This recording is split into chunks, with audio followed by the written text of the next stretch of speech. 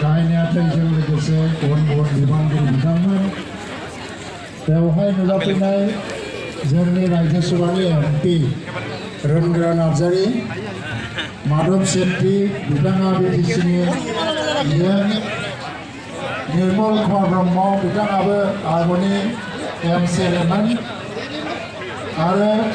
एसे सिगाङाव गुफुर फिरफिला बिरहोनाय डक्टर सुबुं बसुमतारी ओजोंनि गुफुर फारौखौ बिरहोनाय आदारन गुबुन गुबुन इउपिपिएलनि आइजो दालायनि दैदेनगिरि आरो गुबुन गुबुन आफादनि मावथि बिथांमोन दैदेनगिरि बिथांमोन बेवहाय बाहागो लानो फैनाय गुबुन गुबुन जायगा आरो रायजो राजा गासैनोबो गोदान बोसोर रंजालि बैसागुनि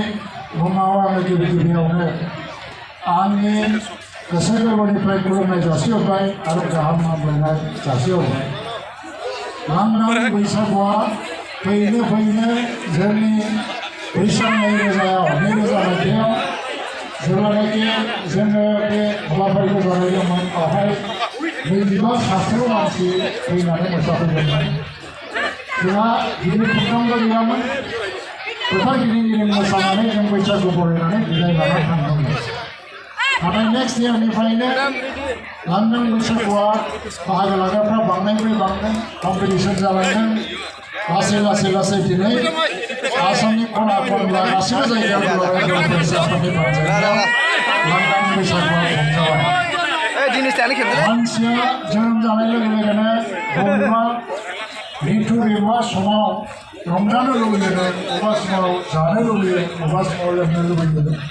बे जाहैबाय प्रकृतिनि नियम मिथिंगानि नियम। बेबायदि मोसानाय रंजानाय एबा फोरबोफोरा जोनोम आरो बेबायदिनो मोनसे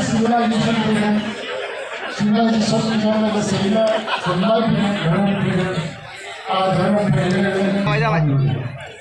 नाथाय बैसागुआ अब्लाबो बियो नाथाय लासै बेखौ गासै धोरोमनि मानसिफ्रानो फालिबोनायजों दिनै मोनसे